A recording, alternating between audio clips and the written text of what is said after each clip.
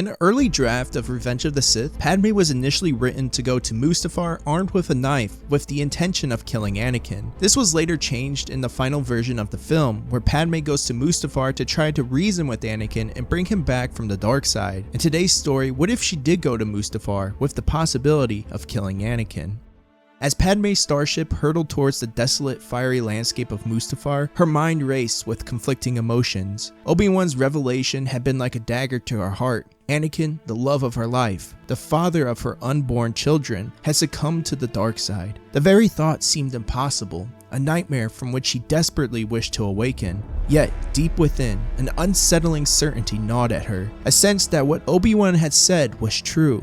Anakin had changed, and if it was indeed true, she had to be prepared for anything. With a heavy heart, she had armed herself with a blade, its cold steel a harsh contrast to the warmth of the memories she cherished. Each step towards the inevitable confrontation weighed heavily upon her, the knife hidden beneath her robes a constant reminder of the tragic path that laid ahead. The landing platform came into view, shrouded in ash and smoke. As she descended the ramp, the impressive feat of Mustafar enveloped her, mirroring the turmoil within her soul. Anakin stood, waiting, his once bright eyes now darkened by the shadows of the Sith. She would plead with him to return to Naboo with her so they could raise their children, but Anakin told her that he had become the most powerful Jedi and everything he had done was for her, to protect her. He asked her to join him, and together they could rule the galaxy and make things the way they wanted to be.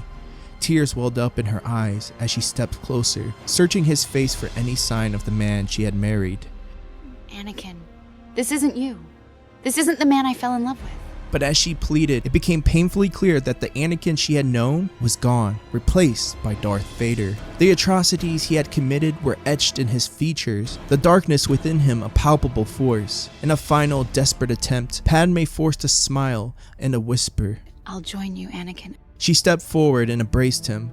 As she held him close, her heart shattered into a million pieces. With trembling hands, she drew the blade and in one swift motion, plunged it into his back, the knife piercing his heart. Anakin gasped, his eyes widening in shock and pain. The strength that had once defined him drained away rapidly, leaving only a broken man in its wake. As he fell to his knees, he looked up at Padme, his gaze softening. The hate that had consumed him faded away, replaced by a profound sorrow.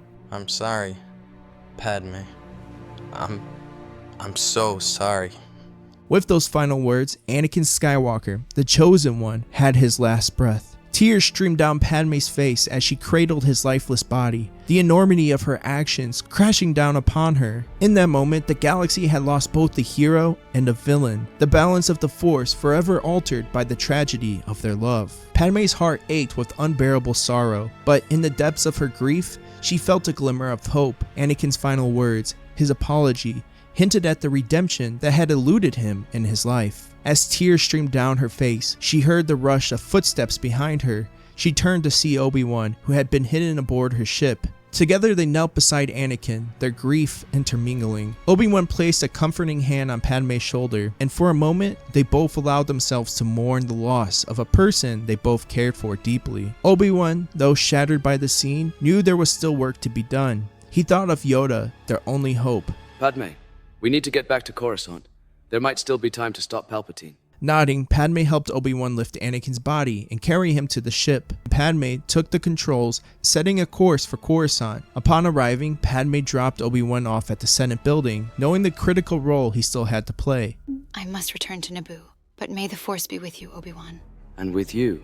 Rushing into the Senate building, Obi-Wan felt the Force tremble, a sign of struggle happening within. He followed the turmoil to the main chamber and arrived just in time to see Yoda's small body falling through the air by Palpatine's dark power. With a surge of the Force, Obi-Wan caught Yoda mid-flight and gently redirected him back towards Palpatine. Yoda, sensing the return of his lightsaber, summoned it to his hand and reignited it. The duel resumed with renewed vigor, the green blade of Yoda's saber clashing with Palpatine's crimson one. Obi-Wan didn't hesitate. Drawing his own saber, he leaped up towards Palpatine, using the Senate pods. Palpatine, feeling the pressure of fighting two Jedi Masters, sought to create separation. With a fierce concentration, he hurled Senate pods through the air, aiming to scatter his opponents. Both Yoda and Obi-Wan deftly dodged the incoming pods, their movements precise and fluid. They leapt towards Palpatine, their lightsabers humming with purpose. Palpatine's face twisted with exertion and anger. He knew he couldn't sustain this much longer. The toll of maintaining his dark power against these two relentless foes was beginning to show. In a desperate maneuver, Palpatine unleashed a torrent of Force lightning at Obi-Wan, catching him off guard. The lightning struck Obi-Wan, sending him falling down the Senate chamber to the ground below. His body crashed into the floor with a sickening thud, leaving Yoda alone to face the Sith Lord. Yoda's resolve hardened as he faced Palpatine. The small Jedi Master moved with a renewed purpose, his green lightsaber a blur of motion. He gave everything he had, knowing this battle would determine the fate of the galaxy. Each strike, each parry carried the weight of his countless years of wisdom and training. But Palpatine, despite his wariness, managed to maintain the upper hand. His attacks were relentless, fueled by the dark side's fury. Yoda found himself pushed to the brink, struggling to keep up with the Sith Lord's ferocity. The chamber around them seemed to shake with the intensity of their duel. Then,